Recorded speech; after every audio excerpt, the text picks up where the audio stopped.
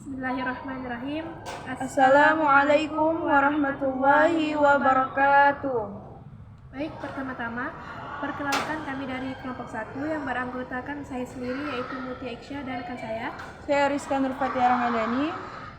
Kami dari kelas 1B, Prodi Ilmu Al-Quran dan Tafsir, Fakultas Usuluddin Adab dan Dakwah.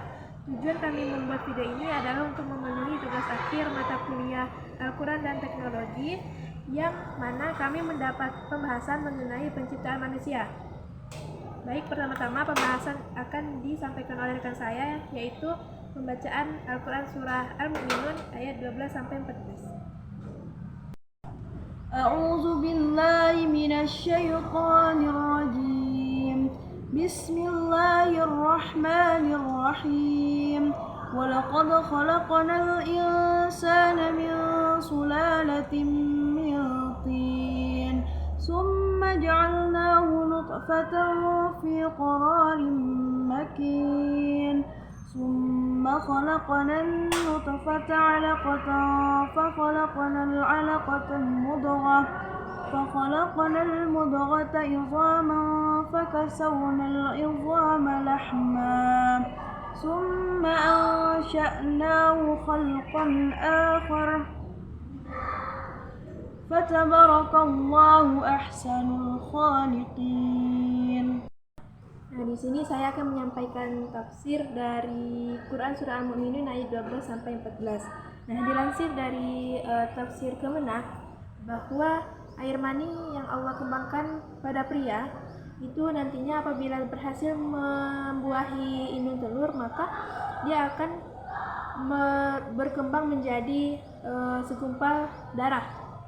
Nah, setelah dalam kurun waktu tertentu, maka segumpal darah tersebut akan berkembang menjadi segumpal daging, dan nantinya juga segumpal daging itu berkembang lagi menjadi tulang belulang.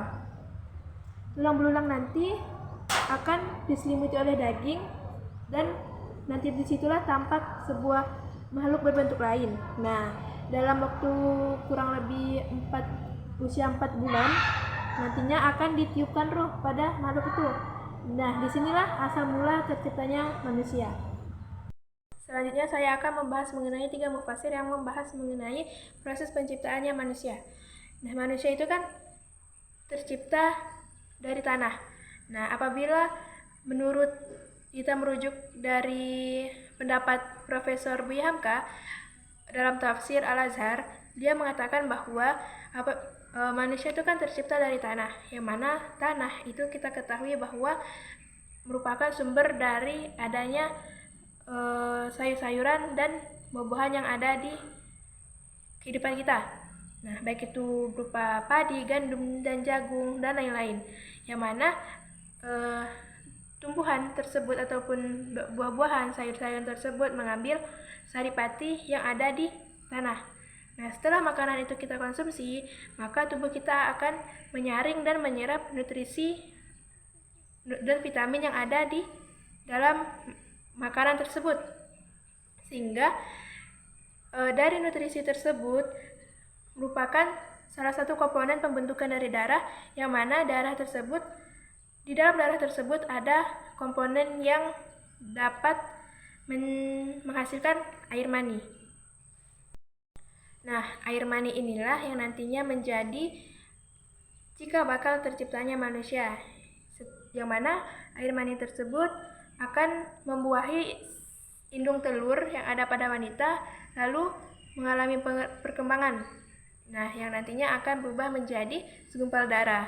Dari segumpal darah tersebut, nanti dalam kurun waktu tertentu akan berubah menjadi segumpal daging. Dari daging ini juga akan terbentuknya tulang belulang. Dari tulang belulang akan berubah dan berkembang lagi dengan diselimuti oleh daging, dan terbentuklah manusia setelah ditiupkan ruh oleh Allah Subhanahu wa taala. Nah, yang kedua yaitu menurut mufasir yang bernama Quraisy Shihab. Nah, menurut Quraisy Shihab dalam tafsirnya yang berjudul Al-Misbah, beliau mengatakan bahwa An-nutfah ini bermakna tetes air yang dapat membasahi.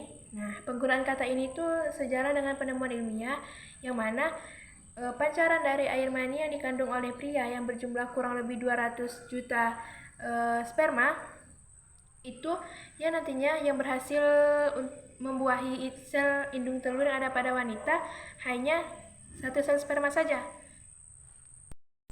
Nah, apabila pembuahan berhasil dilakukan, maka pembuahan tersebut menghasilkan suatu zat baru, yaitu sel.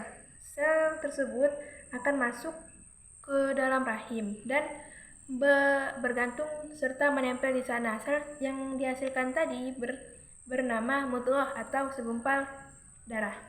Dari segumpal darah tersebut sama seperti tafsir-tafsir yang lain, maka segumpal darah tersebut akan berkembang lagi menjadi segumpal daging, yang mana nantinya daging tersebut akan berkembang menjadi tulang belulang, lalu diselimuti oleh daging, dan apabila sudah terbentuk makhluk sebagai makhluk lain, maka akan ditiupkan ruh oleh Allah dan terciptanyalah manusia. Yang ketiga yaitu menurut Mufasir Tantawi Jauhari. Nah, menurut beliau di dalam tafsir Al-Karim, beliau mengatakan bahwa an-nutfah ataupun air mani tersebut diperoleh dari makanan dan garam yang dikonsumsi oleh manusia, yang mana di dalam makanan yang dikonsumsi manusia itu terdapat kalsium, oksigen, hidrogen, fosfor, sulfur, zat besi dan lain-lain, yang mana di situ terdapat komponen pembentukan air mani. Nah, sebenarnya ini sama juga seperti tafsir-tafsir yang lain, bahwa dari air mani tersebut yang mengandung sperma akan ketika ada proses tertentu antara laki-laki dan perempuan, maka yang berhasil bertemu dengan indung telur itu akan berubah menjadi suatu zat baru ataupun sel baru. Nah, sel baru tersebut adalah mudghah ataupun segumpal darah yang membeku. Nah, dari segumpal darah tersebut dalam kurun waktu 2-3 minggu ataupun lebih itu berubah menjadi segumpal daging. Dari segumpal daging tersebut nantinya akan berubah bentuk menjadi makhluk lain, yaitu manusia setelah ditiupkan ruh oleh Allah Subhanahu wa taala. Baiklah, di sini saya akan menjelaskan tentang teori evolusi menurut Darwin. Menurut Darwin, manusia modern berevolusi dari sejenis makhluk yang mirip kera, dan asal-usul manusia dimulai dari kera dan berbagai contoh fosil. Sedangkan Al-Quran mengatakan bahwa menciptakan manusia dari setetes air mani yang hina yang menyatu dengan ovum di rahim wanita. Sekian penyampaian dari kami. Nah, dari pembahasan yang kami uraikan tadi, kami mengambil dari 5 referensi. Nah, yang pertama yaitu dari aplikasi tafsir Nusantara Online. Yang kedua dari pethitam.org. Yang ketiga, kami mengambil dari ibnukasironline.com. Dan yang keempat, repository.prick.ac.id eprin. Dan yang terakhir, kami mengambil dari repository.iain palopo.ac.id. Baik, sekian penyampaian dari kami. Nah, apabila terdapat pembahasan ataupun kesalahan kata dalam penyampaian video ini, kami meminta maaf sebesar-besarnya karena kesalahan datang dari kami pribadi dan benar hanya datang dari Allah. Baik, kami akhiri. Wassalamualaikum warahmatullahi wabarakatuh. Waalaikumsalam warahmatullahi wabarakatuh.